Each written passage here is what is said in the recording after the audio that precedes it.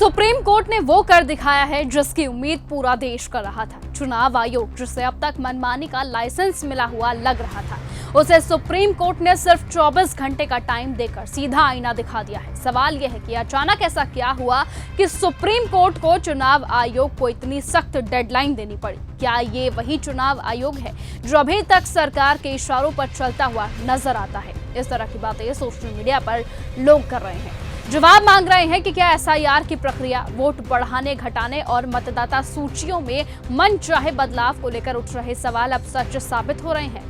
हरियाणा और महाराष्ट्र विधानसभा चुनावों के दौरान जिस तरह सत्ता पक्ष के वोट अचानक से बढ़े और विपक्ष के वोट बड़ी संख्या में काटे गए, वो देश की जनता की नजर में पहले ही चुनाव आयोग को संदिग्ध बना चुका था।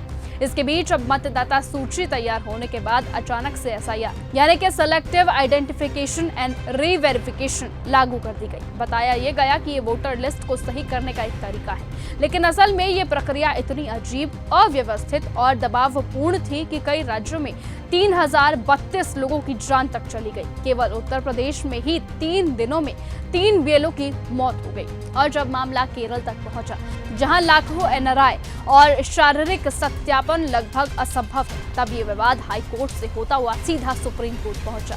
हाईकोर्ट ने कोई राहत नहीं दी, लेकिन सुप्रीम कोर्ट ने तुरंत स्थिति की गंभीरता समझी और चुनाव आयोग को आदेश दिया कि समय सीमा बढ़ाने की मांग न्यायपूर्ण है और आयोग को हर हाल में 24 घंटे के भीतर इस पर निष्पक्ष फैसला लेना होगा। जस्टिस सूर्यकांत की बेंच ने यह साफ कर दिया कि किसी भी नागरिक को सिर्फ प्रशासनिक लापरवाही या फिर आइडियल प्रक्रिया की वजह से वोटिंग अधिकार से वंचित नहीं किया जा सकता। सुप्रीम कोर्ट के सामने चुनाव आयोग की दलीलें अब कम हैरान कर देने वाली नहीं थी। आयोग ने यह साबित करने की कोशिश की कि एसआईआर प्रक्रिया से स्थानीय चुनावों पर कोई असर नहीं पड़ रहा, लेकिन 1.76 लाख कर्मचारी उपलब्ध है जिनकी 98% फॉर्म बांटे जा चुके हैं। तो वहीं आयोग ने हर संभव प्रयास किया कि डेडलाइन ना बढ़े, लेकिन सुप्रीम कोर्ट ने इन दलीलों को स्वीकार नहीं किया और साफ संकेत दे दिया कि लोकतंत्र में चुनाव आयोग सरकार का विभाग नहीं है, जनता का भरोसा रखने वाली संवैधानिक संस्था है और इसे किसी भी कीमत पर निष्पक्षता के मानकों पर खरा उतरना होगा।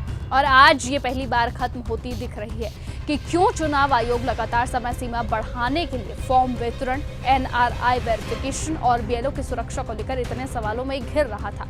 सुप्रीम कोर्ट के इस फैसले ने न सिर्फ केरल बल्कि पूरे देश में चल रही एसआईआर प्रक्रिया पर बड़ा प्रभाव डाल दिया है। यह आदेश ये बताता है कि न्यायपालिका लोकतांत्रिक प्रक्रियाओं को संतुलित रखने का आखिरी मजबूत स्तंभ है, खासतौर पर तब जब चुनाव आयोग जैसे बड़े संस्थानों पर पक्षपात, दबाव और मनमानी के आरोप लगातार बढ़ रहे हों। इसलिए अब देश ये देखने वाला है कि चुनाव आयोग सुप्रीम कोर्ट के इस कड़े निर्देश के बाद क्या फैसले लेता है।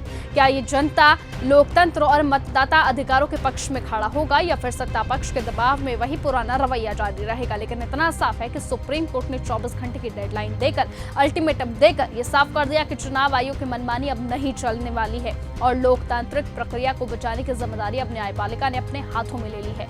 देखना होगा कि क्या सुप्रीम कोर्ट की वजह से अब ज्ञानेश कुमार की मुश्किलें और ज्यादा बढ़ जाएंगी, क्या उन पर इस्तीफा देने का दबाव और ज्यादा डाल दिया जाएगा और क्या सचमुच इन 24 घंटे में ज्ञानेश कुमार इस्तीफा दे सकते हैं? क्या बीजेपी उनका साथ देगी? क्या केंद्र सरकार उनका साथ देगी? वो आने वाला वक्त बताएगा। फिलहाल तब तक के लिए आप बने रहिए और ऐसे ही देखते रहिए न्यूज गंगा। नमस्कार।